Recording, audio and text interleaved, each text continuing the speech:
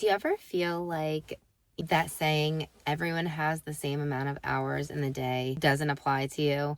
Because we all have 24 hours in our day, obviously. That's the hard facts. But not all of us are using them the same way, right? So somebody that has 5 kids, for example, doesn't have all those hours in their day compared to a single person or something like that, right? So maybe you think because you have kids or obligations or 2 jobs or whatever it is, caring for a disabled parent, whatever, that doesn't apply to you. It's easier for everyone else, but you don't understand that I have these situations.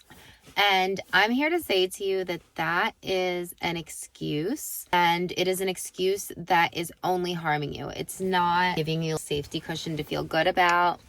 It's not serving you in any way whatsoever. And you might say, well, that's just the cold, hard reality.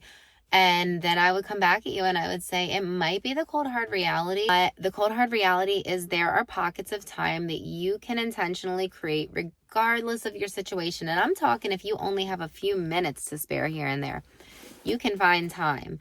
So in this video, I just wanted to give you a couple quick tips on creating time, not finding time. I misspoke there, because you're never going to find time. Time is kind of like money. If you don't give it a job, it's going to take on its own life and it's going to be gone. It's going to be out before you notice it. And one of the things that I have found so helpful is realizing that I truly have to control and manage my time. And I have friends all over the board. I have some super laid back friends who are like unschoolers. They just fly by the seat of their pants, sleep till noon, whatever. And then I have friends on the other spectrum who are super duper rigid and they get up at this time every day. They start breakfast at this time. They have school at this time, certain classes. And there's everything in between. And we're kind of like those in-betweeners where I don't like having a super rigid schedule because I know I'm going to fall behind. That's just how I roll, how my personality is. I like to be a little more relaxed. And when I do fall behind, then I start feeling bad about it, right? So not having a super rigid schedule works for us. You have to find what works for you is step 1. Step 2 is figure out something within that schedule that you can modify. So maybe it's that you need to get up earlier. Maybe it's you need to go to bed later or earlier, depending if you're getting up earlier. Maybe it's that you need to stop scrolling on your phone so much. If you don't believe me and you think I hardly ever scroll on my phone, go into your settings, go into screen time, and I guarantee you will be shocked at how much time you spend on Facebook, Pinterest, Twitter, whatever your chosen, YouTube, podcasts, whatever. And it's okay. For me, I do listen to a lot of audiobooks, podcasts, but I do it while I'm driving or while I'm cooking dinner. I try to double task. I've severely cut down on my social media time in the past couple of years because I noticed it was getting out of hand and I didn't even realize it was getting out of hand. So check into that if you think that you don't have any extra time that you can modify into a time block to serve you. So once you do that, once you figure out where your time is going, you might need to even journal it for a while to really see where it's going, because it could be going on putting out small fires, which is another point that I think is really valid to make. A lot of times I find myself, even now, throughout the day, putting out small fires. And what do I mean by that? Well, thankfully, there have been no real fires, except that one time my daughter made mac and cheese in the microwave a couple of years ago, and she forgot to add water. But we're not going to talk about that.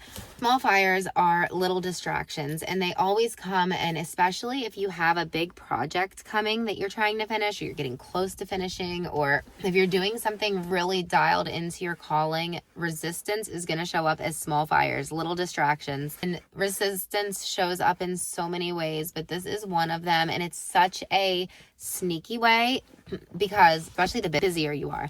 So if you are a busy mom and you have kids and you have homeschooling and you have just all these gears moving that you're involved in, right? And you're trying to write a book, or you're trying to start that ministry, or you're trying to get your small business off the ground, you're going to have so much resistance because of this. Anytime you push in and dial into something meaningful, you are going to have an insane amount of resistance, because thieves don't break into empty houses.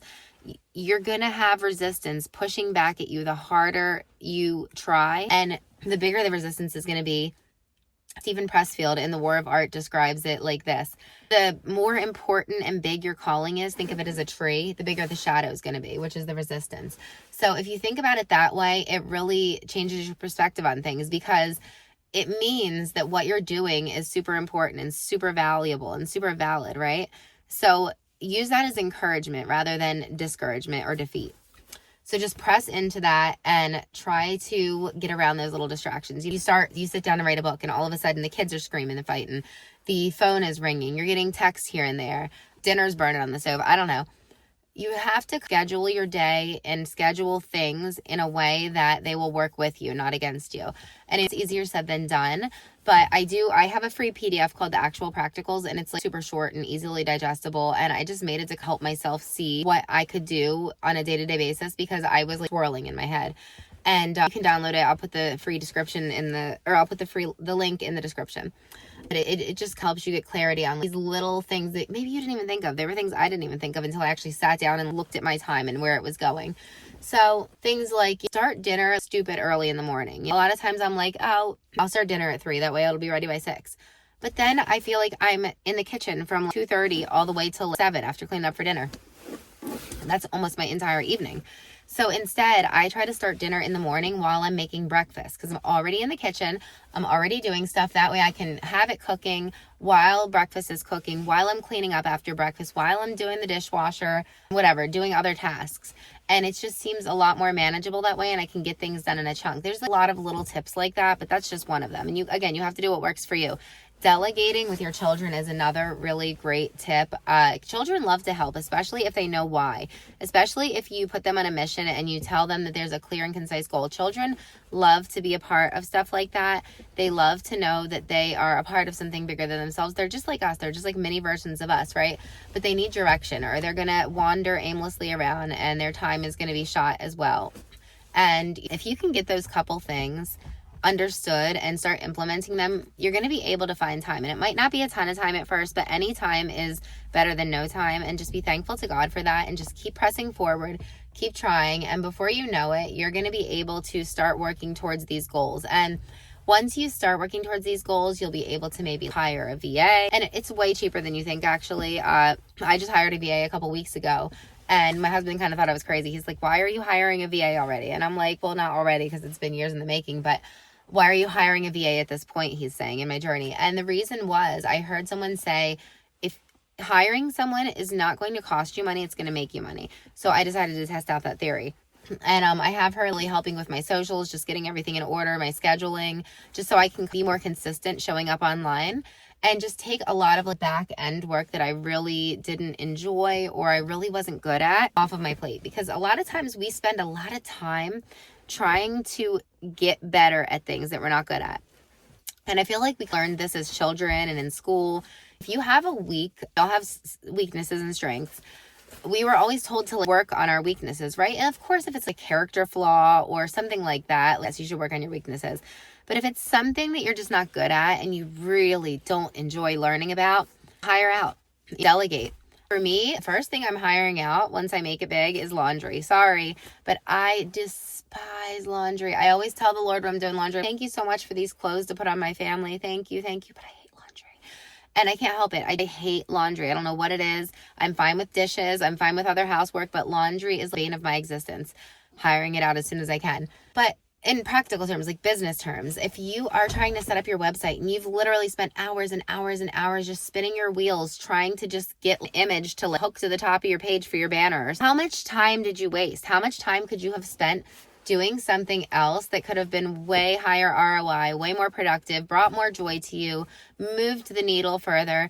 So think of those things and see if maybe you can barter with someone if you don't have the financial means to hire someone right now.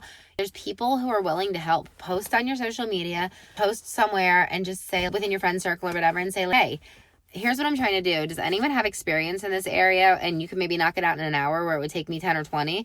And offer them something too. Like, you can use this in your portfolio, or I'll make you lunch, or I'll buy you a coffee, or I'll watch your kids, or whatever it is. You can barter, you can figure things out, you can delegate. There's lots of ways. You just have to really get creative. The ultimate resource, time is a resource, right? Money's all these things are resources. But above all of those, the ultimate resource is resourcefulness. Tony Robbins said that. I don't know if that he coined the term or not.